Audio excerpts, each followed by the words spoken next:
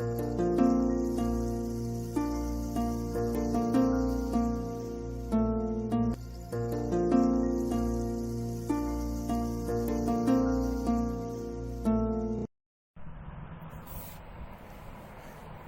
छात्रों, आज मैं आपको इंडियन ज्योग्राफी में दूसरा अध्याय प्रवास के प्रकार, कारण और परिणाम का अध्ययन कराऊंगा। तो अब मैं ले चल रहा हूं प्रवास की तरफ कि प्रवास किसे कहते हैं। आप लोगों को ह्यूमन ज्योग्राफी में मैंने प्रवास के संदर्भ में बताया था। अब मैं पुनः इस अध्याय के अंतर्गत प्रवास के संदर्भ में बताने जा रहा हूं। प्रवास किसे कहते हैं? एक स्थान से दूसरे स्थान पर विभिन्न कारणों से मानव स्थानांतरण होना प्रवास कहलाता है। इसे कहते हैं माइग्रेशन। एक स्थान से दूसरे स्थान पर मानव का स्थानांतरण, इसके अंतर्गत विस्थापन और आवास दोनों शामिल हैं। प्रवास स्थायी या अस्थायी हो सकता है। अस्थायी प्रवास सामान्यतः दैनिक, वार्षिक या मौसमी होता है। प्रवास की धाराएं कौन कौन सी? आप लोग समुद्र में देखते हैं धाराएं बहती हैं। भूमध्यरेखीय धारा, गल्फ स्ट्रीम की धारा, दक्षिणी भूमध्यरेखीय धारा, मतलब एक दिशा से एक दिशा की तरफ चलने वाले समुद्र के बहुत बड़े जलराशि को क्या कहते हैं? धारा।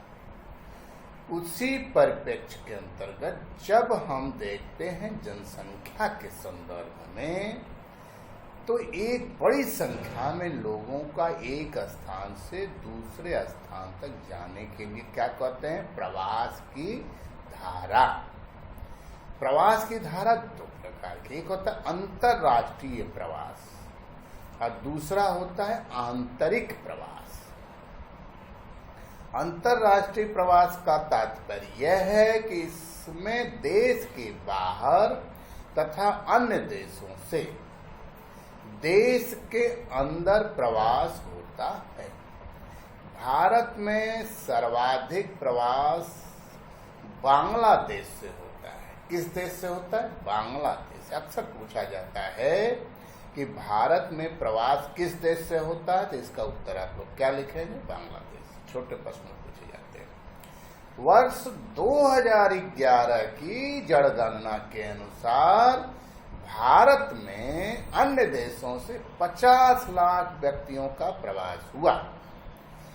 इनमें से 88.9% पड़ोसी देशों से है, जिसमें बांग्लादेश, पाकिस्तान व नेपाल का स्थान प्रमुख है। जहां से अधिक संख्या में लोग आए हैं, जबकि लगभग 2 करोड़ भारतीयों का 110 देशों में उत्प्रवास हुआ। कितने करोड़ भारतीयों का? 2 करोड़ भारतीयों का कितने देशों में प्रवास हुआ? 110 देशों में उत्प्रवास हुआ, जो वहां पर प्रवासी के रूप में रहते हैं। यह है अंतरराष्ट्रीय प्रवास, यानी एक दूसरे देश से आना और अपने देश से अन्य देशों को जाना। प्रवास या उत्प्रवास के अंतर्गत आया अंतरराष्ट्रीय। अब आता है आंतरिक प्रवास। क्या आता है? आंतरिक प्रवास देश के अंदर होने वाले अंतरराज्यीय और अंतःराज्यीय प्रवास को आंतरिक प्रवास कहते हैं। अंतर्राज्य का मतलब एक राज्य से दूसरे राज्य। अंतःराज्य का मतलब एक ही राज्य में होने वाला प्रवास, नगर से नगर की तरफ, गांव से नगर की तरफ, इस तरह का प्रवास। गंतव्य स्थान के आधार पर इसे 4 धाराओं में विभाजित किया जाता। आंतरिक प्रवास को गंतव्य स्थान के आधार पर कितने धाराओं में बांटा गया? 4 धारा। ग्रामीण से ग्रामीण और ग्रामीण से नगरी, 2 तरह का प्रवास हो गया। गांव से गांव की तरफ भी जाते हैं, गांव से नगर की भी तरफ जाते हैं। तीसरा है नगरी से नगरी, एक शहर से दूसरे शहर। फिर आता है नगरी से ग्रामीण, नगर से गांव की तरफ। समझ में आ रहा है? आजकल कोरोना काल में प्रवास किधर हो रहा है? नगर से गांव की तरफ हो रहा है। भारत में 2011 के दौरान निवास के आधार पर परिकल्पित 45.6 करोड़ प्रवासियों में से कितने करोड़ प्रवासी थे? 2011 के अनुसार 45.6 करोड़ प्रवासियों में से 14.2 करोड़ ने पिछले 10 वर्षों में निवास का स्थान बदल दिया। ग्रामीण से ग्रामीण प्रवास की धाराओं में स्त्रियों की संख्या सर्वाधिक होती है। भारत में महिला प्रवास का मुख्य कारण क्या है? विवाह। एक गांव से दूसरे गांव में शादी होती है तो उसमें महिलाओं का प्रवास होता है। ग्राम से नगर धारा में पुरुषों की संख्या सर्वाधिक होती, जो आर्थिक कारणों से होता है। गांव से शहर की तरफ कौन आते हैं? पुरुष आते हैं, आर्थिक कारणों से। अब प्रवास में स्थानिक भिन्नता क्या है? हर जगह एक जैसा प्रवास क्यों नहीं होता है? आइए इस पे प्रकाश डालते हैं। देश में एक राज्य से दूसरे राज्य में अप्रवास एवं उत्प्रवास के आधार पर बहुत सी भिन्नता है। उत्तर प्रदेश, बिहार आदि राज्यों से महाराष्ट्र, दिल्ली, गुजरात और हरियाणा आदि राज्यों ने अप्रवासियों को आकर्षित किया। मतलब यहाँ से लोग, उत्तर प्रदेश, बिहार से लोग काफी संख्या में महाराष्ट्र, दिल्ली, गुजरात, हरियाणा राज्यों में गए, स्थानांतरित हुए। सर्वाधिक अप्रवासियों के साथ महाराष्ट्र का प्रथम स्थान। सबसे अधिक प्रवास किस राज्य में हुआ? महाराष्ट्र। औद्योगिकरण के कारण महाराष्ट्र राज्य में पहला स्थान है, जहां पर अन्य राज्यों से यहां पे अप्रवासी आए। इसलिए नगरीय जनसंख्या के दृष्टिकोण से जब हम अध्ययन करते हैं तो महाराष्ट्र का पहला स्थान है। इसके बाद दिल्ली, गुजरात और हरियाणा का स्थान है। उत्तर प्रदेश एवं बिहार में अप्रवासियों की संख्या सर्वाधिक है। अब प्रवास के कारण क्या? किन कारणों से प्रवास होता है? मानव भूगोल में मैंने आपको बताया था, मैं इस पर पुनः चर्चा करता हूं। प्रवास के 2 कारण होते हैं, प्रतिकर्ष कारक और अपकर्ष कारक। कौन कौन से कारक होते हैं? प्रतिकर्ष और अपकर्ष। प्रतिकर्ष कारक इसके अंतर्गत गरीबी, कृषि, भूमि पर अत्यधिक दबाव, प्राकृतिक आपदाएं, शिक्षा एवं स्वास्थ्य सुविधाओं का अभाव। जहां पर ये सारी असुविधाएं उपलब्ध होती हैं तथा सामाजिक संघर्ष आदि आते हैं, जो व्यक्तियों को प्रवास के लिए बाध्य करते हैं। अब आता है अपकर्ष कारक। उच्च वेतन, स्वास्थ्य एवं शिक्षा सुविधाएं, रोजगार के अवसर एवं नियमितीकरण आदि कारक व्यक्ति को प्रवास के लिए आकर्षित करते हैं। देखते भारत से अच्छे डॉक्टर, टेक्नोलॉजियन विदेशों को जाते हैं। क्यों जाते हैं? क्योंकि भारत में उतना वेतन नहीं प्राप्त होता है। उच्च वेतन के लिए ये विदेशों को जाते हैं। अब आता है बृहद जनसंख्या प्रवास के कारण क्या? भारी संख्या में जनसंख्या का प्रवास क्यों होता है? अभी देखे चक्रवात है, यश चक्रवात, क्वाटे चक्रवात, कोरोना महामारी, यही सब है ज्वलंत उदाहरण आपके सामने देखने को मिल रहा है। लोग सामान्य रूप से अपने जन्म स्थान से भावनात्मक रूप से जुड़े हुए, इमोशनल रूप से जुड़े होते हैं, किंतु लाखों लोग अपने जन्म स्थान और निवास को छोड़ देते हैं। इसके विविध कारण हो सकते हैं। महामारियां, ऐसी बीमारियां जो विस्तृत रूप से फैलती है तथा अनेक बड़े क्षेत्रों में लाखों लोगों को प्रभावित करती हैं, जैसे विश्व युद्ध के दौरान स्पेनिश में इन्फ्लुएंजा फैला था। स्पेन लोग इन्फ्लुएंजा से मर रहे थे, लोग स्पेन से प्रवास हुए बहुत संख्या। और आज पूरे विश्व की कोरोना महामारी में यह स्थिति है कि नगरों से लोग ग्राम की तरफ जा रहे हैं। अब आता है प्राकृतिक आपदा। प्राकृतिक आपदा क्या? बाढ़, तूफान, अकाल। इसमें खाने पीने रहने कार्य करने का अभाव हो जाता है, जिसके कारण लाखों लोग एक स्थान से दूसरे स्थान की ओर प्रवास करते हैं, जैसे अतिवृष्टि, अनावृष्टि, सूखा तथा भूकंप। ये सब प्राकृतिक आपदा के कारण बृहद जनसंख्या प्रवास होता है। अब आता है प्रवास के परिणाम क्या होता है, रिजल्ट क्या निकलता है। प्रवास के परिणाम इस प्रकार है। आर्थिक परिणाम। कौन सा परिणाम? आर्थिक परिणाम। प्रवासियों द्वारा भेजी गई पूंजी से उद्गम क्षेत्र में पूंजीगत लाभ होता है। इससे उस क्षेत्र का आर्थिक और सामाजिक विकास होता है। ग्रामीण क्षेत्र की ओर होने वाले प्रवास से कृषि विकास को प्रोत्साहन मिलता है।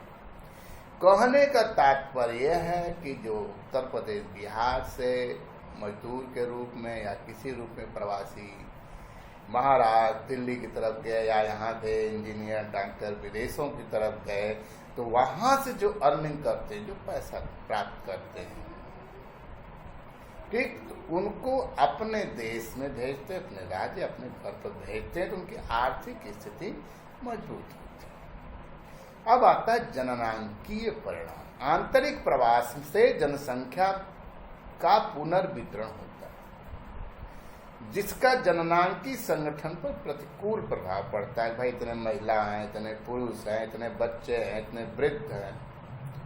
जो ये जनसंख्या का संगठन है, इस पे भी प्रवास का परिणाम पड़ता है। ग्रामीण से नगरीय प्रवास होने पर नगरों में जनसंख्या वृद्धि हो जाती है। साथ ही ग्रामीण क्षेत्र में कुशल व्यक्तियों की कमी भी हो जाती। भाई अच्छे अच्छे टेक्नोलॉजियन, अच्छे अध्यापक, अच्छे लोग गांव छोड़ करके शहर आ गए, तो गांव में कौन बचा? केवल महिलाएं बची। इसके अतिरिक्त जननांकी संगठन भी असंतुलित हो जाता है। महिला पुरुषों का अनुपात भी प्रभावित होता है। अब आता है सामाजिक परिणाम। विभिन्न संस्कृतियों के आपस में संपर्क में आने से सामाजिक मूल्यों में वृद्धि होती है। कभी कभी इसके नकारात्मक प्रभाव भी पड़ते हैं। व्यक्तियों में आपस में सामाजिक निर्वात एवं खिन्नता की भावना भी उत्पन्न हो जाती। इस तरह का उदाहरण मैं आपको बता दूं। एक बार भारत से ऑस्ट्रेलिया गए, तो ऑस्ट्रेलिया और भारत के छात्रों में इस प्रकार की समस्या देखने को मिली। और इसके साथ साथ अभी हमने चेन्नई का उदाहरण मैं देता हूँ। मद्रास में वहाँ वे जो वहाँ के मूल निवासी छात्र थे, बाहर के थे, उनको अपनी भाषा को लेकर के इस तरह की सामाजिक समस्या आई। अब मैं ले चला पर्यावरणीय परिणाम क्या होते। नगरों की ओर अत्यधिक प्रवास होने से पर्यावरण किस प्रकार प्रभावित होता है।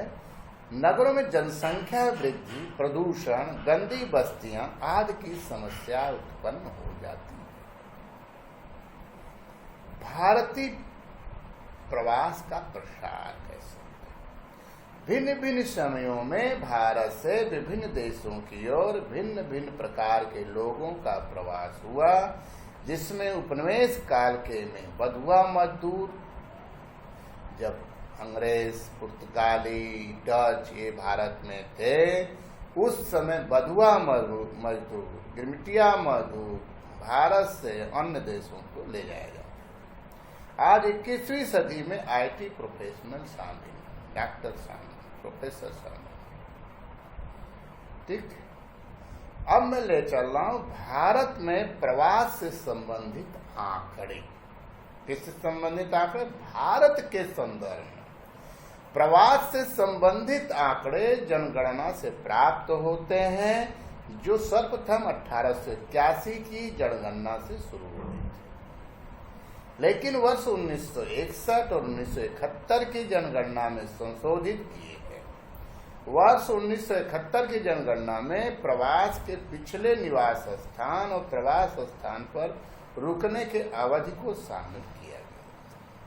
वर्ष 2011 की जनगणना के अनुसार, किसके अनुसार?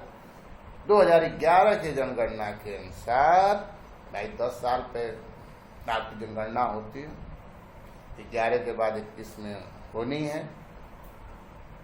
कोरोना महामारी के चलते देखिए क्या प्रभाव पड़ता है। देश में 121 करोड़ आबादी में से, कितने करोड़ आबादी में से? 121 करोड़ आबादी में से 45.6 करोड़, 37% प्रवासी थे।